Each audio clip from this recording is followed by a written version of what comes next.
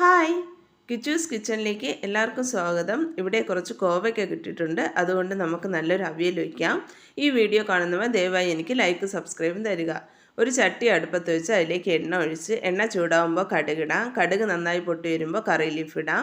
കറി leaf മൂത്ത് വരുമ്പോൾ അരിഞ്ഞു വെച്ചിരിക്കുന്ന സവാള, പച്ചമുളക്, തക്കാളി, നീളത്തിന് കനം കുറച്ച് അരിഞ്ഞു വെച്ചിരിക്കുന്ന കോവയ്ക്ക എന്നിവയും ഇതിലേക്ക് ആഡ് ചെയ്ത് ഇത് നന്നായി ഒന്ന് വഴറ്റിയതിന് ശേഷം നമുക്കിതിലേക്ക് ആവശ്യത്തിന് ഉപ്പ് ആഡ് ചെയ്യാം. ഉപ്പ് ആഡ് ചെയ്ത് ഒരു 3/4 ഗ്ലാസ് വെള്ളവും ചേർത്ത് നമുക്കിത് വീണ്ടും പൊത്തി വെച്ച് അടയ്ക്കേണ്ടതുണ്ട്. കോവയ്ക്കയും തക്കാളിയൊക്കെ നല്ലതുപോലെ വെന്ത് വരണം. ഇതാ ഇവിടെ ജസ്റ്റ് ഒന്ന് പൊത്തി വെച്ച് ഞാൻ അടച്ചു വയ്ക്കുന്നു.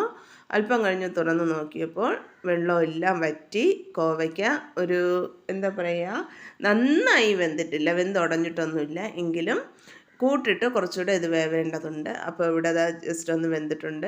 ഞാൻ ഗ്യാസ് ഓഫ് ചെയ്ത് വീണ്ടും ഇത് അങ്ങനെ തന്നെ അടച്ചു വയ്ക്കുകയാണ്. ഗ്യാസ് ഓഫിലാണ്. ഇനി കൂട്ട് തയ്യാറാക്കാം.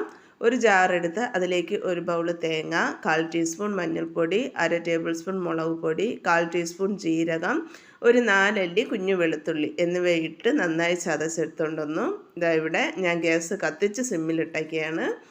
എന്നിട്ട് ഇതാ കൂട്ട് അതിലേക്കിട്ട് ജസ്റ്റ് ഒന്ന് പൊത്തി വെച്ച് വീണ്ടും ഞാൻ അടച്ചു വയ്ക്കുകയാണ്.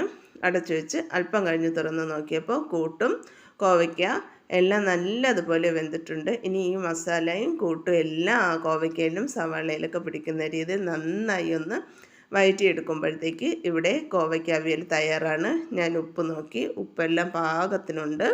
നല്ല അടിപൊളി ടേസ്റ്റുള്ള ഒരു കോവയ്ക്ക അവിയൽ ഇവിടെ തയ്യാറായി. ഈ വീഡിയോ കാണുന്നവർ ദയവായി എനിക്ക് ലൈക്ക് സബ്സ്ക്രൈബും തരിക. എന്നെ ഇതുവരെ സപ്പോർട്ട് ചെയ്തവർക്ക് നന്ദി. Thank you.